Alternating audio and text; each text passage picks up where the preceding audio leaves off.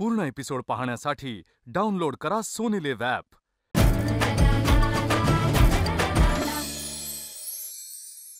नमस्कार, मी मधुरा।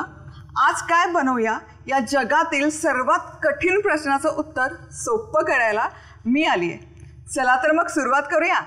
आज काय बनवूया? आज आपण झटपट बनणारा रवा डोसा कसा बनवायचा ते बघू।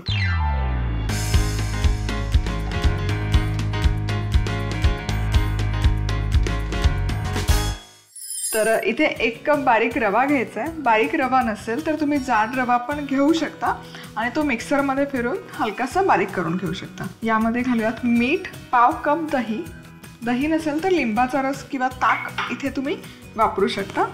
हे मिक्स करूयात।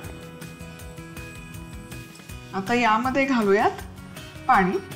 आधी मी 1 कप पाणी घालते, मिक्स करूयात व्यवस्थित। छान कन्सिस्टन्सी आलेली आहे, तुम्ही बघू शकाल। पण रवा आहे, रवा मॉइश्चर ॲब्झॉर्ब करतं जसजसा वेळ जाईल।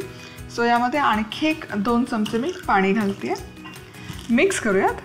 आणि आता हे मुरण्यासाठी 1 अर्धा तास आपण बाजूला ठेवूया। आता आपली डाळ शिजून होते तोवर आपण डोशाचा मसाला कसा बनवायचा ते बघतोय। सगळ्यात आधी 1-2 चमचे तेल मी गरम करून घेतलेलं आहे। यामध्ये घालूयात मोहरी। मोहरी मस्त तडतडली पाहिजे। आता घालूयात जिरं, कढीपत्ता, हिंग, चणा डाळ, अर्धा चमचा उडदाची डाळ। आता हे हलकंसं आपण ड्राय रोस्ट करून घेऊया। हे हलकंसं फ्राय करून झालं की यामध्ये जाईल स्लाइस केलेला कांदा, हिरवी मिरचीचे तुकडे। आता हे मिक्स करायचं आणि साधारण 3 ते 4 मिनिटं कांदा मऊ होईपर्यंत छान फ्राय करून घेऊया। कांदा 2 ते 3 मिनिटं परतून झाला की यामध्ये घालते थोडंसं किसलेलं आलं, मिक्स करूया आणि आणखी 3-4 मिनिटं छान परतून घेते। कांदा मस्त फ्राय झालेला आहे। यामध्ये घालूयात हळद, पाव चमचा हळद मिक्स करूया आणि आता घालूयात उकडून सोललेला आणि फोडी केलेला बटाटा। हे व्यवस्थित कोट करूयात, मिक्स करूयात। मीठ घालायचे चवीपुरतं आणि ही भाजी ना हलकीशी अशी मॅश करून घ्यायची। डोशाची भाजी आहे ना, त्यामध्ये फोडी बऱ्यापैकी नसतात, थोडीशी सॉफ्टच असते ती भाजी, त्यामुळे हे हलकंसं मॅश करूया। झाकण ठेवूयात आणि 5 मिनिटं छान वाफवून घेऊया। आणि इथे साधारण 5 मिनिटं छान वाफवून घेतला आहे हा डोसा मसाला। तर चेक करूयात। मस्त ही भाजी ना अशी छान एकजीव झाली पाहिजे। यामध्ये घालूयात कोथिंबीर, मिक्स करूयात आणि डोसा मसाला इथे आपला मस्तपैकी बनवून तयार आहे। डोशाचा मसाला करण्यासाठी लागणारं साहित्य: 2 मोठे चमचे तेल, 1 चमचा मोहरी, 1 चमचा जिरे, कढीपत्ता, चिमूटभर हिंग, 1 चमचा चणा डाळ, 1 चमचा उडदाची डाळ, 1 उभा चिरलेला कांदा, 2 ते 3 हिरव्या मिरच्या, 1 चमचा किसलेलं आलं, पाव चमचा हळद, 3 ते 4 उकडून सोललेले बटाटे, चवीनुसार मीठ, बारीक चिरलेली कोथिंबीर। आता मोहरी, जिरं, कढीपत्त्याच्या फोडणीत हिंग, चणा डाळ आणि उडदाची डाळ परतून घेत यात कांदा, मिरची, आलं घालत परतायचं।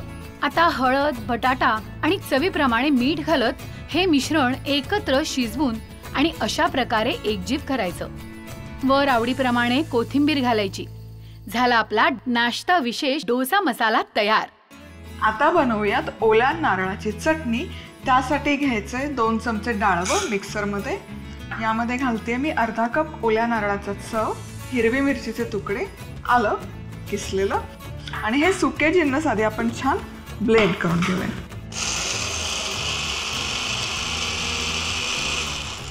सुके जिन्नस छानपैकी ब्लेंड करून झाले की यामध्ये घालूयात चवीपुरतं मीठ, साखर आणि थोडंसं पाणी आणि पुन्हा हे छान ब्लेंड करूया। तयार चटणी एका बाउलमध्ये काढून घेऊयात।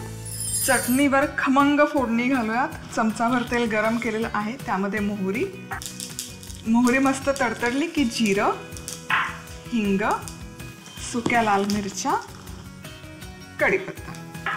आता ही चुरचुरीत फोडणी घालूयात चटणी। चटणीवर मस्त अशी ही सुरसुरीत खमंग फोडणी.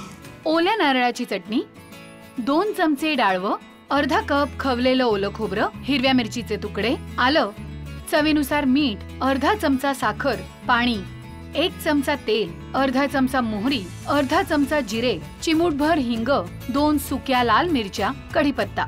आता डाळवं, ओल्या नारळाचा चव, हिरवी मिरची, आलं, सुके दळून घेत यात चवीप्रमाणे मीठ, साखर आणि पाणी घालत परत दळायचं.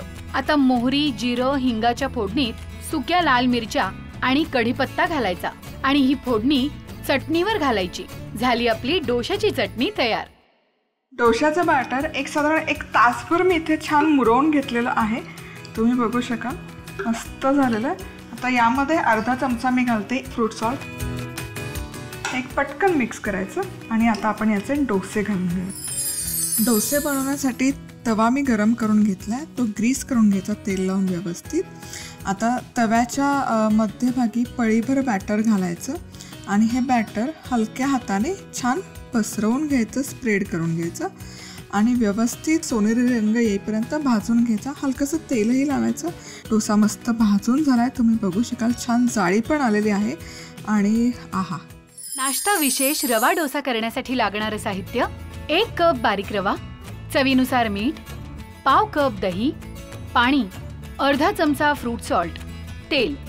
रव्यात दही आणि पाणी मिसळून घेत हे मिश्रण मुरवून घ्यायचं. आता डोशाच्या मिश्रणात फ्रूट सॉल्ट घालायचं आणि हे मिश्रण एकत्र करायचं आणि तेल लावलेल्या तव्यावर डोसे घालायचे आणि खरपूस भाजायचे. अशा पद्धतीने वाढायचं. झाला आपला नाश्ता विशेष खमंग कुरकुरीत रव्याचा डोसा तयार. आज आपण खुसखुशीत मेथीचा पराठा कसा बनवायचा ते बघतोय.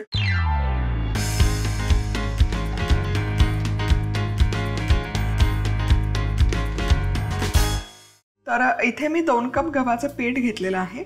यामध्ये मी घालते पाव कप बेसन, हळद अर्धा चमचा, जिरं पाव चमचा, ओवा पाव चमचा, हिरवी मिरचीचा ठेचा 1 चमचाभर आणि लसणाचा ठेचा 1 चमचाभर. लसूण मिरचीचा ठेचा माझ्याकडे होता म्हणून मी हे सेपरेट घालते. पण तुम्हाला जर फास्ट प्रोसेस करायची असेल तर मिक्सरच्या भांड्यामध्ये 5-6 लसूण पाकळ्या घ्या, मिरच्या घ्या, ओवा जिरं टाका आणि याची भरड काढून ती भरड इथे तुम्ही वापरू शकता.